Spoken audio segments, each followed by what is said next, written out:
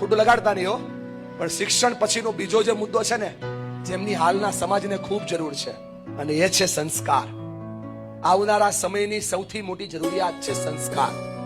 તમારા બાળકો કેટલું ભણ્યા, કેવું ભણ્યા, કેમ ભણ્યા, એના કરતા વધારે વિશેષ મહત્વ એ બતાવશે કે કેવું જીવા.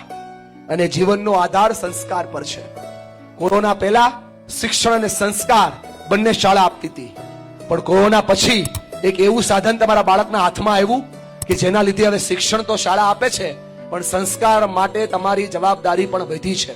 જે માતા પિતા અહીંયા આટલી મોટી સંખ્યામાં બેઠા છે, બધા માતા પિતાને કહું છું, તમારા બાળકને વાણી, વર્તન, વ્યવહાર, વિચાર અને વલણ, આ 5 વસ્તુઓનો આધાર જો સાચા અર્થમાં સમજાવી દો ને, તો એને શિક્ષણ કહેવાય. અને એ જો જીવતા થાય તો એને સંસ્કાર કહેવાય.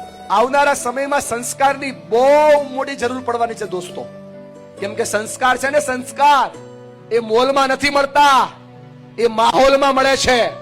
અને માહોલ બનાવવાનું કામ તમારું ઘર જ કરે છે.